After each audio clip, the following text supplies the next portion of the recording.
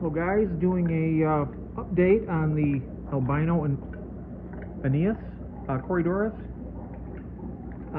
So what I've done is I've hooked up this fluval breeder box, and I poured the specimen container in here with all the fry. There's quite a few.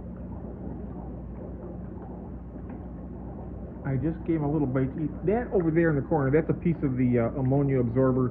I was using that up here because the gate on these things are way too big, and the little babies will fly right on through it.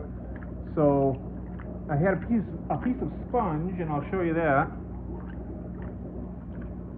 Where's it at? Here we are. And you look at that. You could drive a car through there with those little guys. It's just way too coarse. So I'm using this polyfill for the time being until I get some different sponge. And I checked with my friend and asked him if that will hold those cories in. And I was just kind of concerned if that would fall on through, but it seems to be pretty steady. I mean, this has only got just so much flow in here,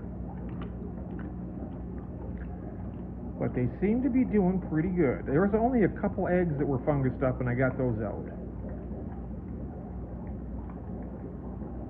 And my next step is to get a turkey baster so I can vacuum some of this. Well, there's a little bit of detritus that was inside the specimen container I had them in, so I got to get one of those. And but wow, look at them go. They're doing great. My very first Corydoras, the Albino Aneus. I've always wanted these. I got them now. So down there, the parents. And there's also, I noticed, more eggs on the back there.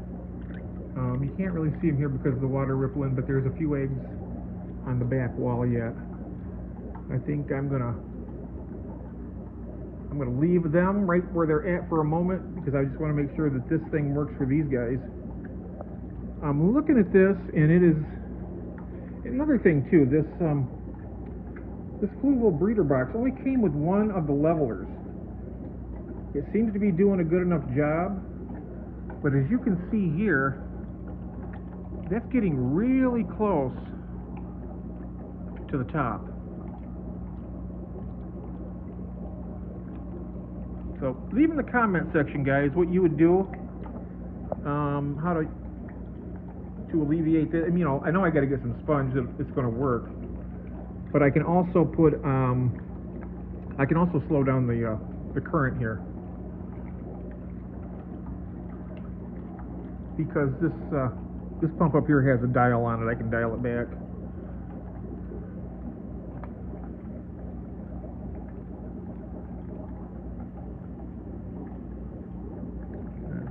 Time to focus this. So yeah, that's my update. So far, so good. I've been feeding them so far this ceramicron powder. It's really fine stuff. Let me pop the cap off so you can see it. Get in the light a little bit. It's a very fine powder. I don't know if this is the smallest one they make, but it's tiny stuff.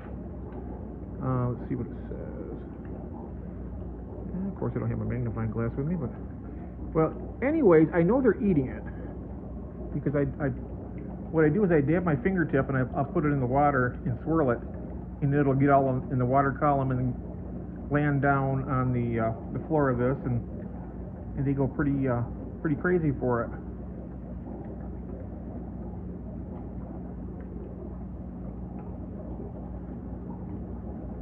Yeah, so, well, thanks a lot, guys, and if you have any suggestions for me or any questions, I mean, there's not a lot I can answer about the cories because these are my first ones, and I tell you, they are really cool. So have a good one, guys. We'll see you next time. Bye.